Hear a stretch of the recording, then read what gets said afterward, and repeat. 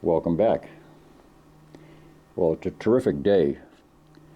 Sky is bright and blue. The leaves are barely quivering. There's no discernible wind, and it's cold out though. It's not exactly warm. This is one of those fall days that it'd be nice to be out pheasant hunting with Benny or partridge shooting or whatever. But I want to bring you this M1A today. This is the M1A Walnut Standard, for those of you who have not seen it before. It's had a few minor adjustments that I made. I tightened up the rear sight, which was very wiggly. I understand that that's an unfortunate situation with a lot of M1A standards, but I glass bedded that in one video. The action has been glass bedded. I probably used less bedding compound on that than I would butter on 2 slices of toast. It's a discrete amount of glass bedding, but it's rock solid in there right now. It went from being quite wobbly in the action to being very, very tight. And the other thing I did recently was added some gas shims to the front end at the gas tube. That band was quite loose, and that's one of the standard things to do to help improve the accuracy of these.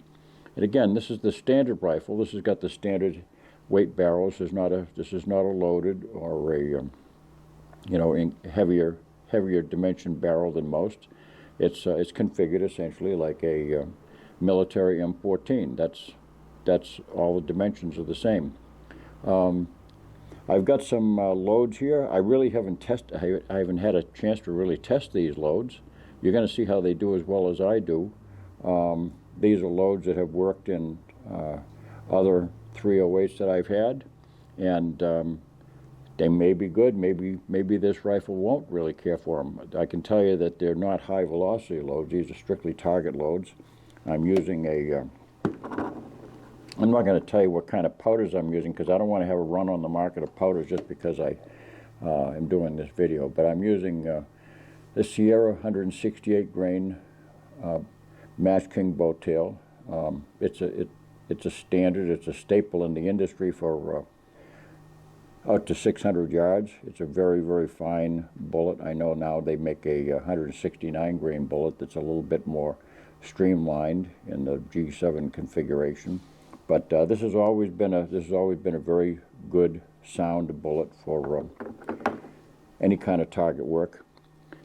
Personally, I would prefer for anything short range out to 300 or 400 yards, I'd really prefer a flat base match bullet such as the Burger. But they're quite expensive right now. They're running about $75, not including shipping, for 100. So that's a little bit. I'm not in the competitive game, so.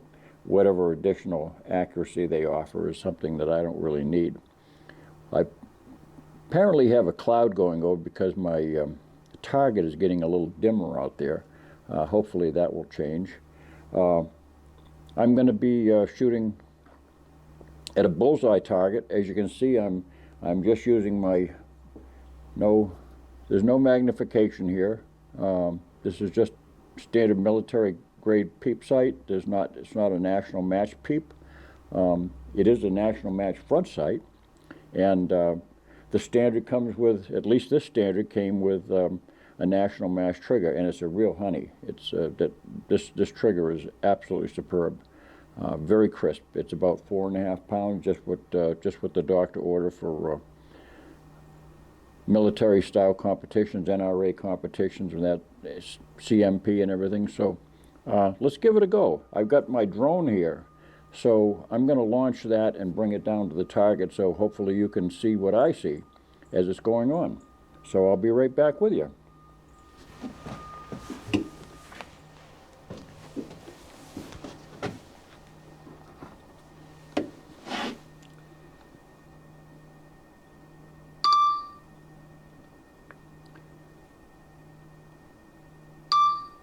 Okay, let's get that started, get the drone down range.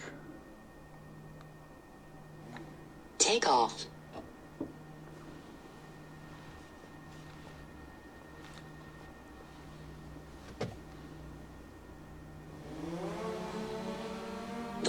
point has been updated. Please check it on the map.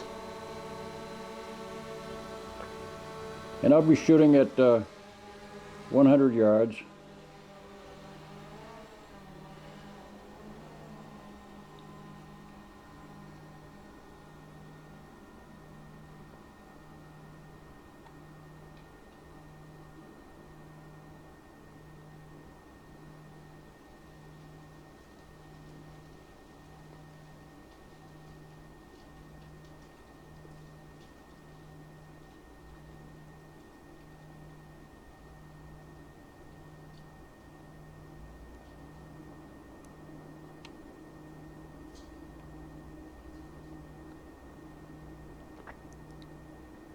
Okay, let's see if we can position that drone so that you can see what's going on without me shooting it down.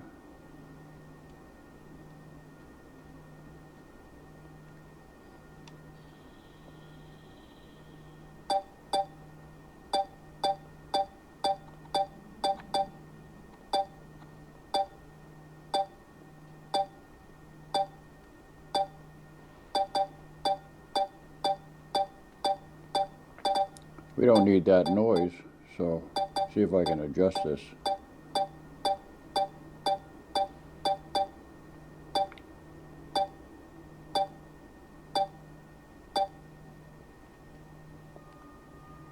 Yeah, that's probably it. I'll have to zoom this in when I do some post-editing, which I should be able to do without any difficulty. So the camera's running. We've got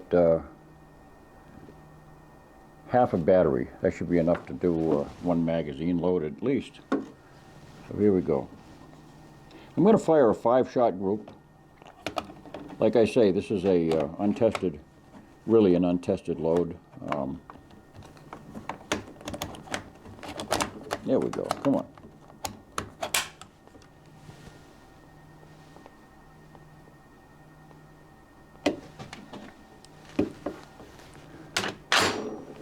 The line is hot.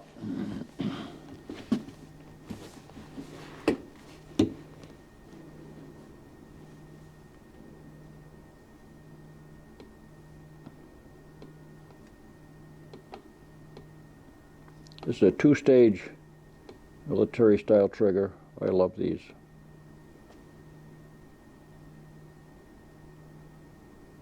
Sharp front sight.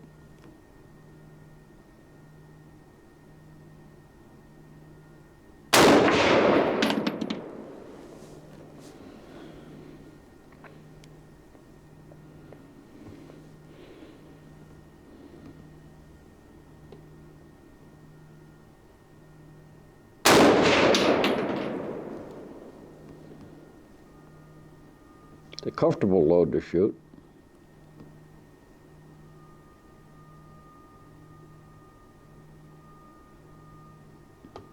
Hang on, let me put my protective eyewear on here.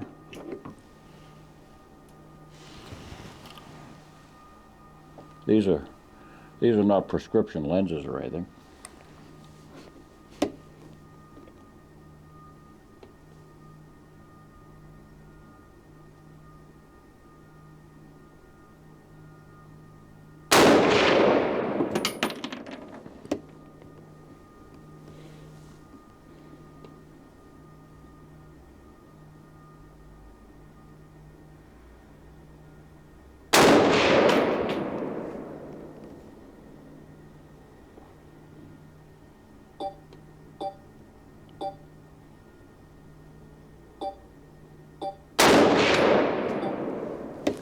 What are we beeping about here?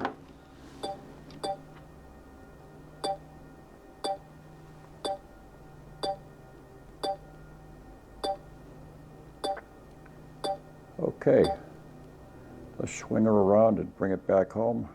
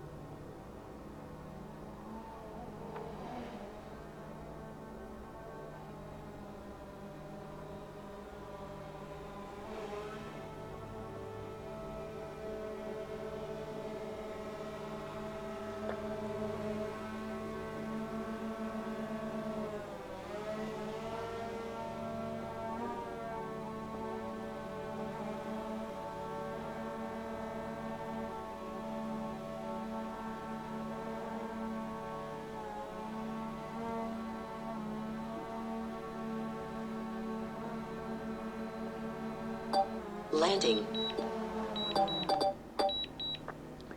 I'll change those batteries out, and I didn't have a chance to charge that earlier, so I'll change the battery. So let's look through the scope and see what I've got here.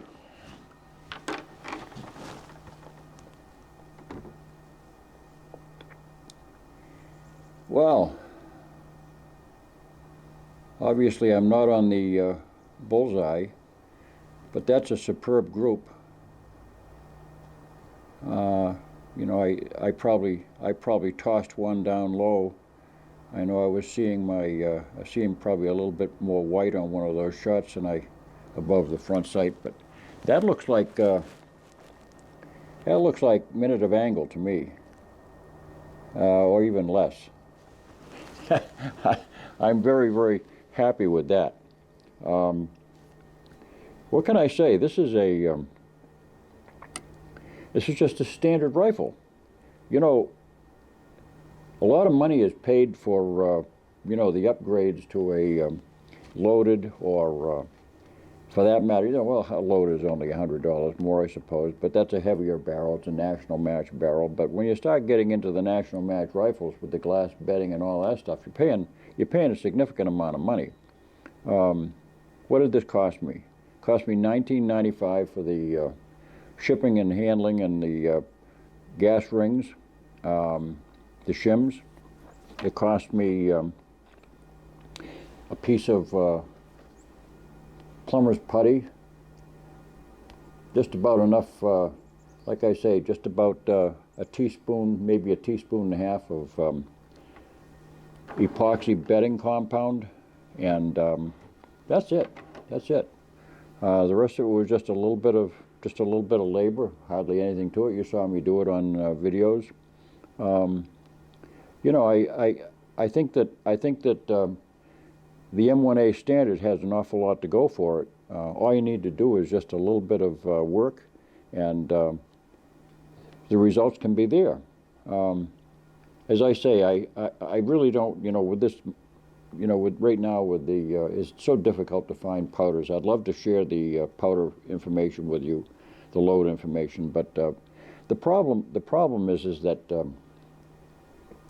you know, what powder works for this rifle. This is I can tell you it's a standard IMR powder. It's not 4064. That's an often touted one. 4064 was one of my favorite powders for the 300 Savage, but you know, you can work from there. There's any number of very good powders that will work in the 308. The 308 is a very, very versatile rifle.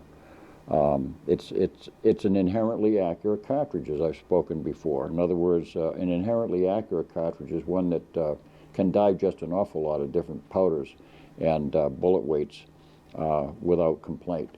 And you know, when it's really tuned up with the right load, it can do super. So I'm going to try a different powder just to see what that one does, and maybe that one won't perform as well. Maybe it'd be better. We don't know until we try it. But again, these are just loads that I have used before with other 308s, so we'll see what happens.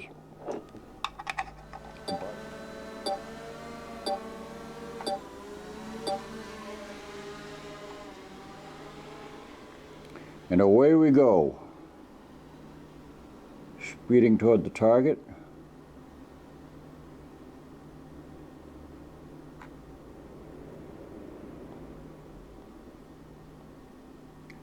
Let's see if I can.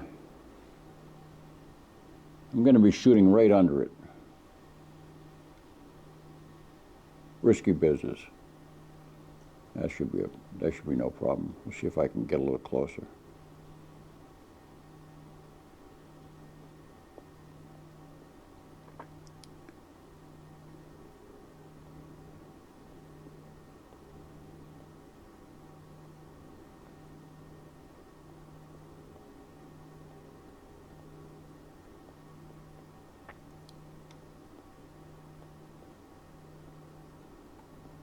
It's got a proximity sensor, and it really doesn't want to get too close.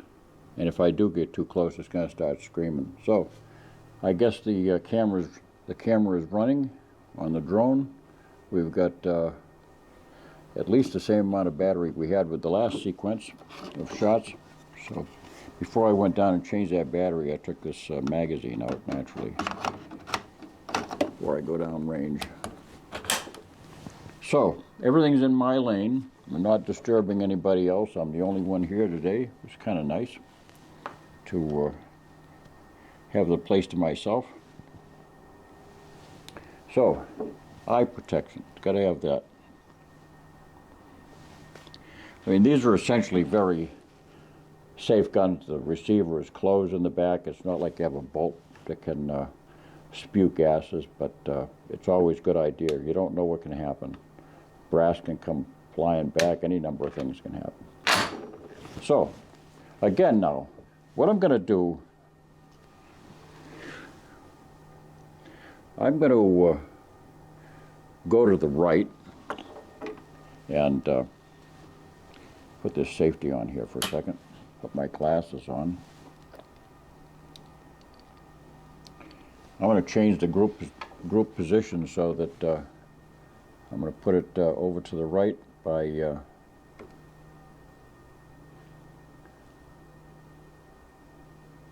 let's see.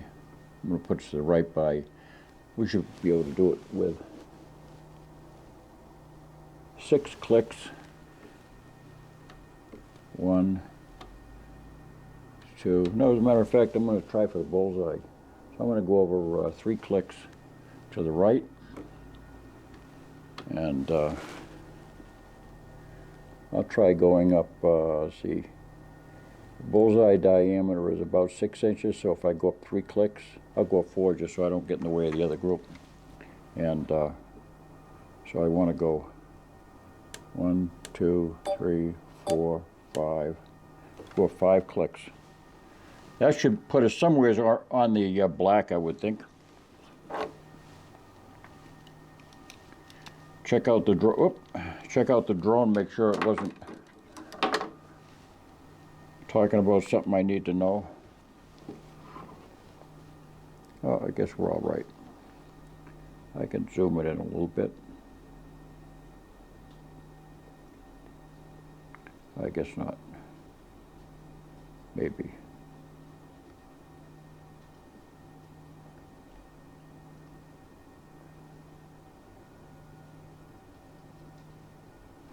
Leave it be.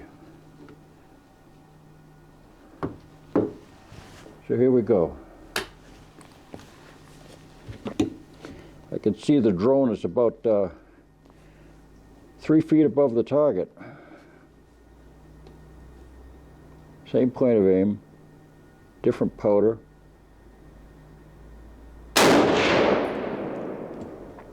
That's kicking the brass a little bit more forward. I saw that one going out in front of me.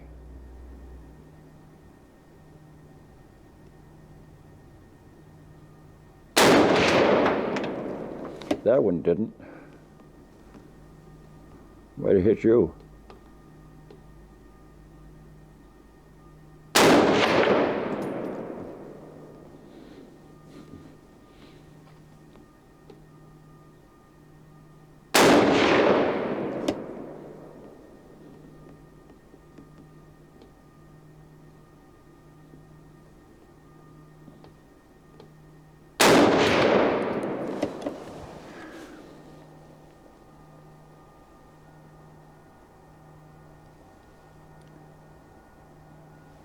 Well, there's one high out of the group, 2 high out of the group. I've got 3 in there that are close by. I don't know what that means. I would say that that's probably not a good load for it. That's certainly not indicative of the rifle because the other group shows that. The other group is very uniform, and I know that I was a little bit low on the that shot that's 3/4 of an inch lower than the rest of them. But the other stuff, I would say that powder charge is, the powder's probably good, but the powder charge is probably not what this rifle needs. So anyway, there you go. check my battery situation, get that drone back home soon. But I'm going to do that right now.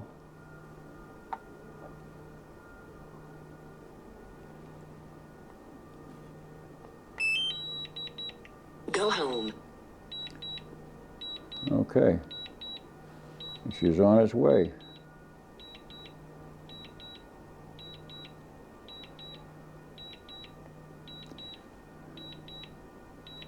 You'll get to see the countryside.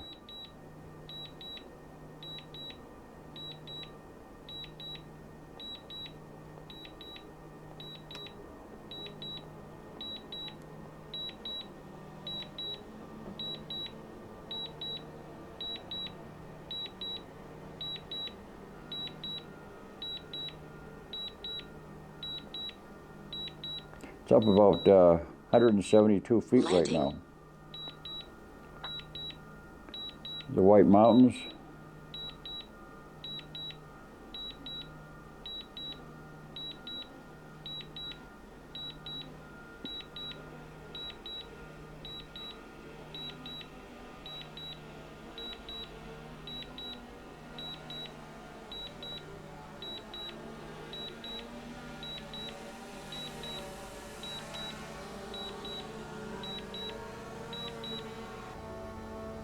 See where we are here. Go visit us.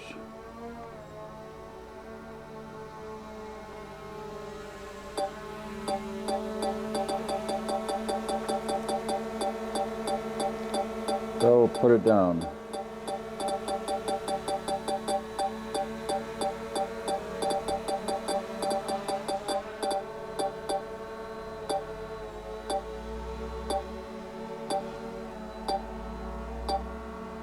Landing. There we go. Not a perfect landing, but any landing you live through is a good one. So, well,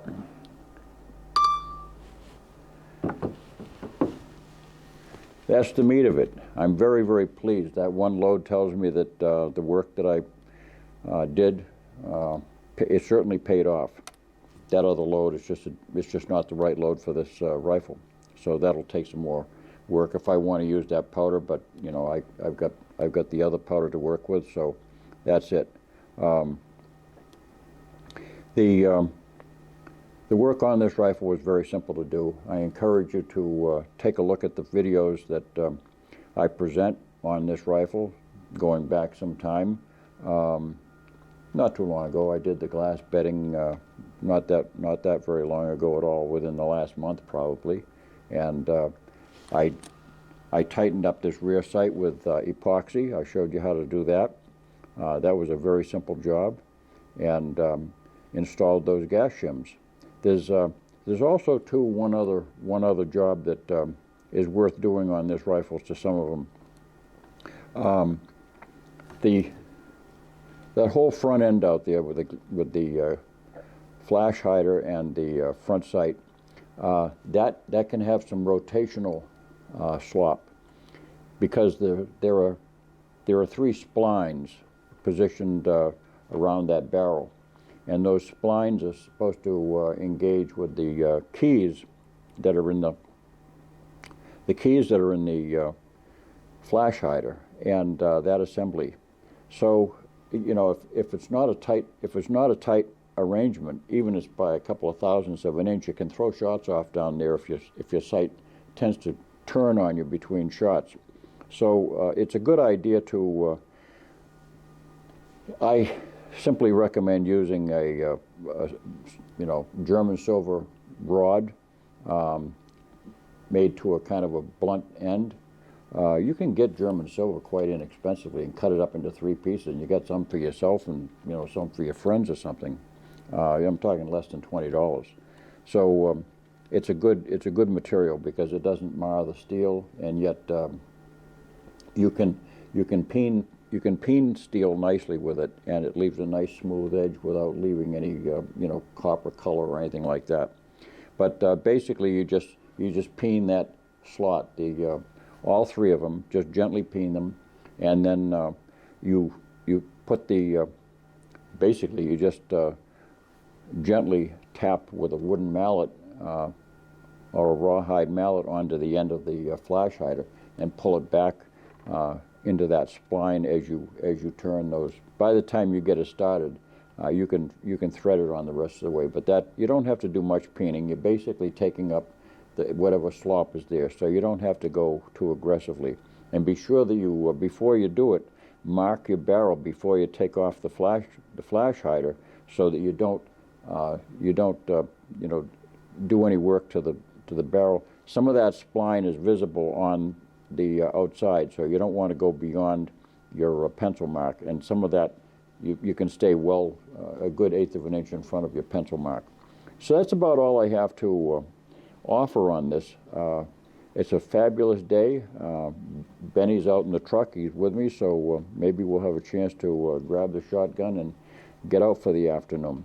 So to all my Patreon donors and all my supporters who watch this channel, stick with me and I'll help you out with common problems with regard to firearms. That's what I've done all my life. For over 50 years I've been involved with instructing people with firearms, and over 50 years.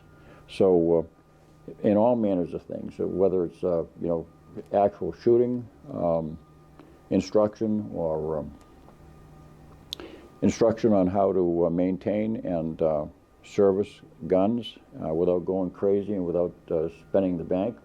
And as you've seen, I'm not a big one when it comes to forking over all kinds of money for solvents and oils and cleaners and things that have special names on the can and all that. It's not necessary. My guns all shoot. This is a shooter. My guns all shoot, and the reason they shoot is because I just use the simplest products. Don't have to fall. You don't have to fall for all the advertising. You can't prove a negative. When these people say that their product works, well, of course it works, because solvents are solvents are solvents, and oils are oils are oils. They're all going to work the same way, but the cheaper is the better. That's for sure. So thanks for watching. Don't forget to subscribe. Make sure you hit that subscribe button and also the bell too. And if you can support me on Patreon, I'd really appreciate it. Thanks for watching. God bless.